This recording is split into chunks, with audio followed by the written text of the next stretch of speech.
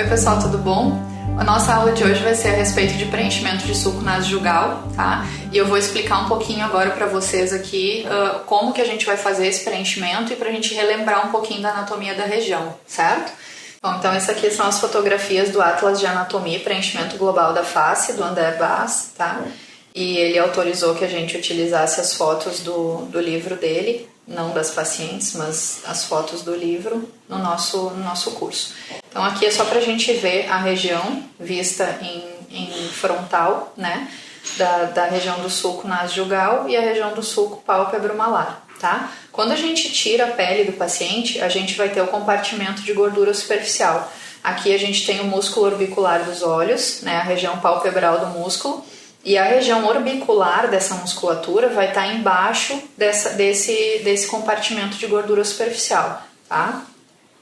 Quando a gente retira o compartimento de gordura superficial, a gente vai conseguir enxergar a parte orbital do músculo orbicular dos olhos. Então a gente tem a parte palpebral aqui e a parte orbital da musculatura na parte de baixo. Essa parte palpebral ela vai se inserir, depois eu vou mostrar melhor para vocês, ela vai se inserir na pálpebra inferior e isso já vai ser uma das coisas que vão fazer demarcar o nosso sulco. A parte orbital do músculo orbicular vai iniciar mais ou menos 0,5 a 1 centímetro abaixo do rebordo orbital. Então essa parte aqui orbital vai esconder o SUF. Isso que vocês estão vendo aqui, essa borda amarelada, tá? É o SUF, é a gordura retroorbicular, tá? Então aqui a gente tem a retirada dessa musculatura e a gente tem aqui o SUF aparecendo. Então o SUF fica atrás do músculo orbicular e fica em cima do osso zigomático. Então aqui quando a gente retira a musculatura orbital, a gente vai conseguir enxergar o SUF, né, que está logo abaixo do músculo orbicular. Aqui foi retirado a parte palpebral e a parte orbital do músculo orbicular dos olhos. Quando a gente retira o SUF, a gente vai expor o osso malar e o osso zigomático. E aqui a gente tem o septo orbital. O septo orbital ele vai conter os coxins de gordura infraorbital, coxim médio, central e lateral, tá? Quando esse septo começa a ficar um pouco mais enfraquecido, é que a gente vai ter a protrusão da gordura infraorbital. E em alguns casos em que a gente tem uma protrusão mais importante da gordura, a gente indica cirurgia. Mas hoje em dia a gente consegue fazer o preenchimento para disfarçar essa protrusão com bastante efetividade, tá? Então a gente consegue deixar essa cirurgia um pouquinho mais para frente no paciente, tá?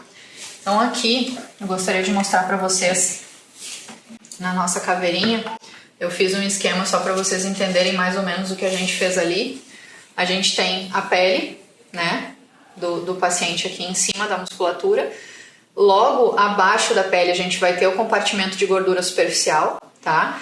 E a gente vai ter, quando retira o compartimento de gordura superficial, coxim nasolabial, coxim malar medial, coxim malar intermediário, a gente vai conseguir visualizar a musculatura, tá? Então o orbicular dos olhos vai ter a parte palpebral e a parte orbital do músculo, e essa parte orbital do músculo vai estar coberta pelo compartimento de gordura superficial. Quando a gente retira a musculatura, a gente vai ter o SUF, né, logo abaixo, cobrindo aqui a parte central do malar e o osso zigomático, e a gente vai ter o septo malar aqui, fechando a nossa órbita, tá? Se a gente conseguisse abrir o septo aqui, a gente ia conseguir ver o globo ocular, a musculatura intraorbital, né, e a gente ia ter os coxins de gordura, os coxins inferiores e os coxins superiores, certo? E quando a gente retira o SUF, a gente vai ter o osso malar e o osso zigomático, né? Por isso que o SUF é também chamado de gordura pré-zigomática, porque ele fica anterior ao osso zigomático. Aqui a gente tem o nosso forame infraorbital, né? E a gente teria da parte de vascularização saindo aqui da temporal superficial a zigomática orbital, que vai irrigar a parte lateral da órbita, né? E do sulco pálpebro-malar, e a transversa da face, as duas ramos da temporal superficial. E quem irriga o sulco nasojugal é a nossa angular, que é a continuação da facial, né? E os ramos da infraorbital que estão saindo daqui, certo? Os ramos da infraorbital vão se anastomosar mais ou menos aqui no centro com os ramos da transversa da face. E aqui, esse aqui é o nosso modelinho, que ele é para cursos práticos de preenchimento, tá? Esse aqui é o modelo da Renova, a gente tem outros vários disponíveis no mercado. e eu vou utilizar ele só para mostrar para vocês mais ou menos como é que a gente vai fazer com a cânula. Então aqui a gente tem uma cânula 22, né? A zona de preenchimento vai ser essa zona aqui, que a gente vai fazer na paciente daqui a pouco, que vai ser a zona do sulco nasojugal, certo? A gente pode fazer ou um pertuito central, quando a gente vai preencher sulco pálpebro-malar e sulco nasojugal, ou a gente pode fazer, como eu vou fazer na paciente, um pertuito aqui, um pouquinho mais abaixo da região a ser preenchida, mais ou menos 1 centímetro, 2 abaixo da zona a ser preenchida, para que a gente consiga entrar com a cânula em linha reta quando a gente não precisa preencher o resto. Então, o ângulo vai ser mais ou menos 45 graus com a pele do paciente, depois que a gente fizer o pertuito, e a gente vai empurrar a cânula para baixo, tá?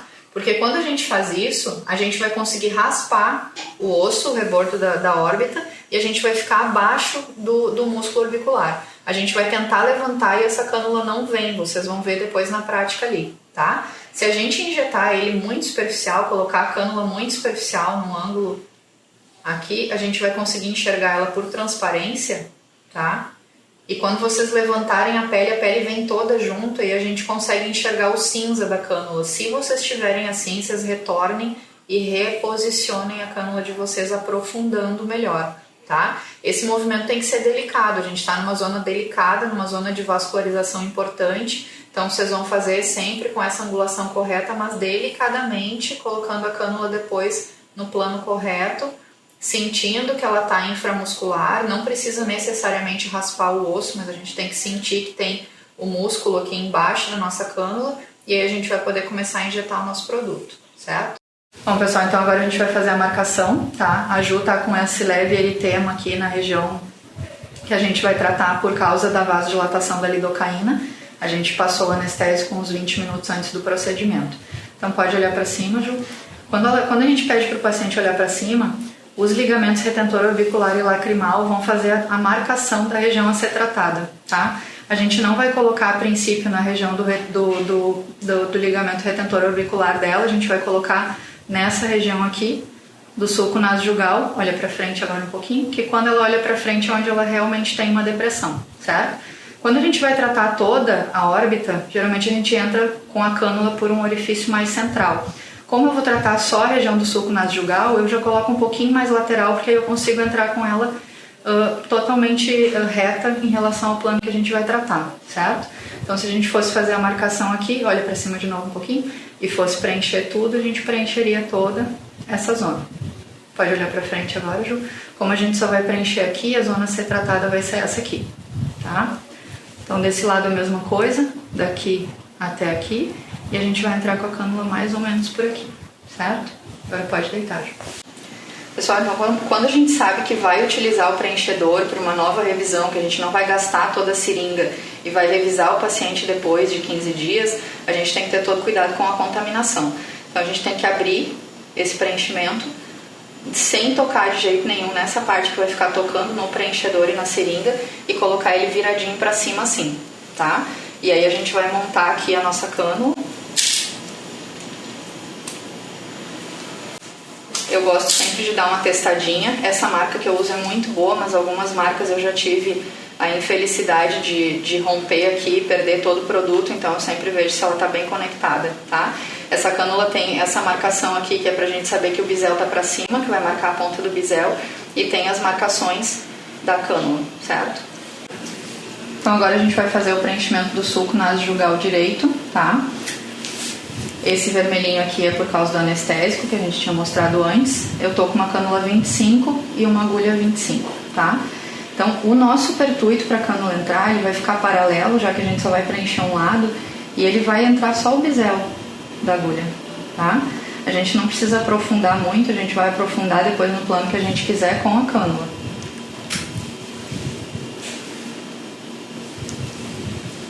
A nossa cânula vai estar devidamente preenchida. A gente vai apertar aqui bem de leve na seringa, até que a gente veja o início do preenchimento saindo lá na pontinha da cânula. E agora a gente vai iniciar o preenchimento. Então a gente vai direcionar mais ou menos em 45 graus, lembrando que esse preenchimento ele deve ser posto ou supraperiosteal ou embaixo da musculatura, tá? No SUF aqui. O SUF, na verdade, inicia um pouquinho aqui para baixo. Então aqui ele vai ser posto intramuscular ou vai ser posto supraperiosteal. A gente não precisa ficar sentindo raspar o osso, mas esse teste aqui, ó, a cânula não vem, tá? Eu vou fazer errado aqui para vocês terem ideia de quando superficializa, como não fica bom e como a gente consegue enxergar a cânula. Se eu colocasse ela aqui, ó,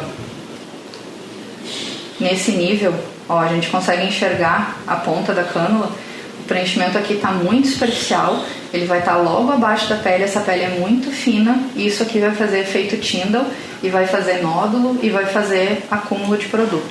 Então a gente vai aprofundar a nossa cânula.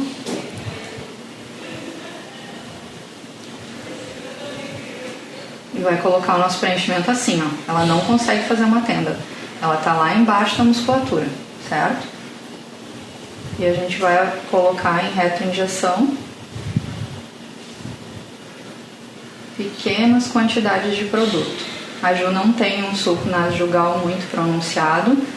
A gente já fez preenchimento do suco dela, ele era bastante aprofundado antes. E a gente preencheu há 2 anos e a gente ainda tem um resto de resultado.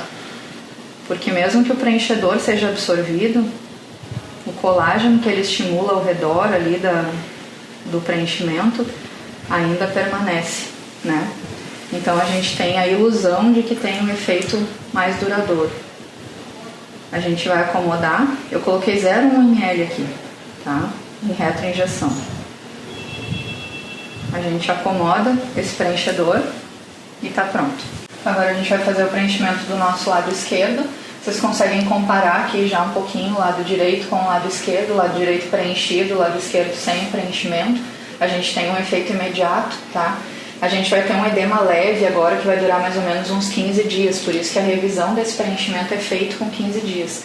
Quando a gente utiliza pequenas quantidades, o edema é muito discreto, tá? E como a gente faz com cânula, a gente não costuma ficar com nenhuma equimose nem nada, a não ser que no pertuito aqui da agulha a gente pegue algum vasinho. Senão na região é muito difícil ficar algum roxo, alguma equimose.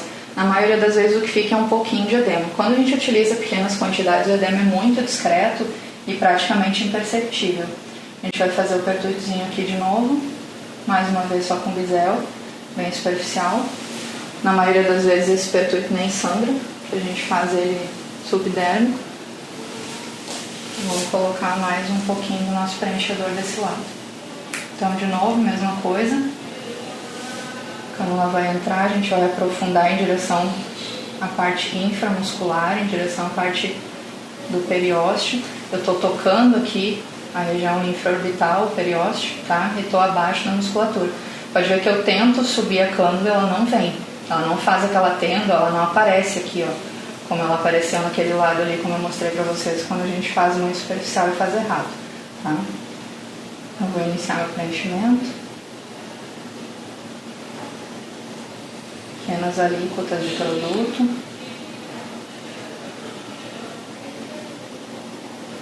Vocês têm que ter a mão leve aqui. A gente não pode injetar nem com força. Primeiro pela delicadeza da região. E segundo, para não fazer bolos grandes numa região só, para não ter acúmulo de produto. E mesmo fazendo, a gente pode voltar um pouquinho, que eu quero colocar mais um pouco aqui. Mesmo fazendo esses pequenos bolos e ficando bastante simétrico e bem distribuído, eu sempre faço a acomodação depois do produto.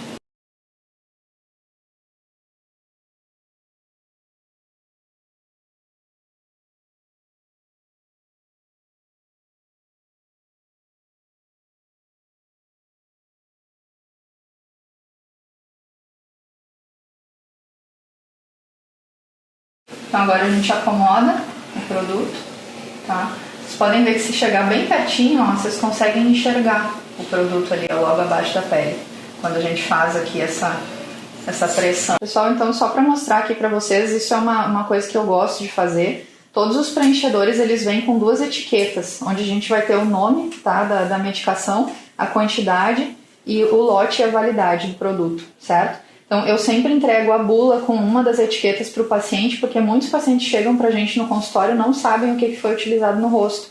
Então a gente fica na dúvida se foi feito um preenchimento definitivo, um preenchimento absorvível e qual foi o preenchedor, né? E a outra etiqueta dessas fica colada no prontuário com a descrição do procedimento, certo? Bom, pessoal, então esse aqui é o nosso pós, tá? Vocês percebem que a única coisa que a gente consegue visualizar é o pertuitozinho onde a gente colocou a nossa cânula. A gente tem uma melhora já visível da depressão do sulco nasojugal e a gente utilizou 0,1 ml em cada lado. Então, restaram ainda 0,8 ml para a nossa revisão em 15 dias. Se a gente cuidar agora, na hora de trocar, tirar a cânula, colocar aquela tampinha, a gente mantém o preenchimento asséptico, tá? E a gente pode utilizar depois. Eu combinei com a Ju que a gente não vai conseguir gastar tudo no sulco nasojugal dela, porque não é necessário. Então, depois a gente vai colocar um pouquinho na ruguinha mais superficial aqui do sulco, ele também pode ser utilizado, aí a gente faz pontinhos com agulha, tá? A gente pode utilizar ele em outras regiões. As recomendações do pós são não fazer exercício hoje, exclusivamente para não aumentar o edema, tá? Porque a gente já vai ter um edema leve porque o ácido hialurônico é hidrofílico, né? Então ele vai puxar água para onde ele está. A gente vai fazer um edema leve nessa região, que vai durar de 2 a 5 dias mais ou menos, e a gente revisa em 15, que é quando a gente não tem mais nenhum edema, certo? E a outra recomendação é não ficar pressionando a região, não ficar apertando ali com o dedo, não ficar escorando a mão, o rosto com a mão, tá? Pra gente não ter modificação no ácido hialurônico.